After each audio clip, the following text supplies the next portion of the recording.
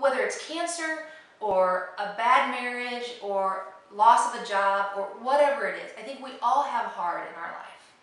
And we should, right? It's the hard that makes life great. I mean, it's supposed to be hard. I mean, that's what makes life so wonderful. But I think there's a big difference between surviving the hard that comes your way and choosing the hard. And there's something about doing triathlons, and there's something about doing the Ironman that's very powerful about choosing the hard. You know, I thought it'd be a cool thing. When I did that first sprint triathlon, and I was just hooked. And then for me, it's always doing the next thing. And deciding to do the Ironman was just, I mean, I'd made that decision, honestly, years and years ago that it was something I wanted to do. And so really embracing it and bringing it into my life was kind of the next step. And there were so many things going through those two experiences that paralleled each other. Over and over and over again, when I was going through treatment and when I was done with treatment, you know, everybody wanted to celebrate that. Everybody wanted to throw me like a big end of chemo party and all this kind of stuff.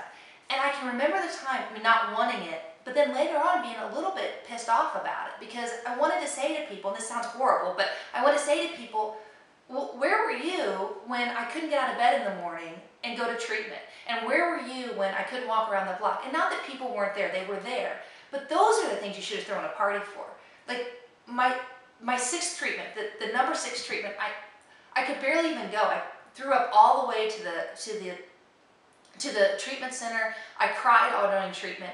And the fact that I ever went back for number 7, that's what people should have celebrated. That's the hard work, not the finish. The last chemo was a breeze compared to everything else. And that is so much like the Ironman. Like, race day? Are you kidding me? It was so easy. Like, I'm embarrassed at how I felt. I crossed the finish line, I turned to my husband and I go, it wasn't hard.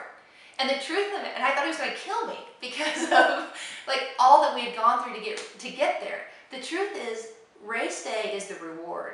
The hard stuff is the training.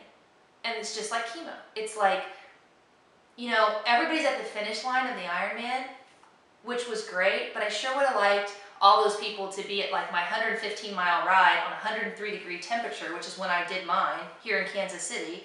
You know, that's when I needed everybody out there. And that's the hard stuff, is getting out of bed at 4 o'clock in the morning to get in a freezing cold pool, to swim, you know, 4,000 yards. I mean, that's the hard stuff.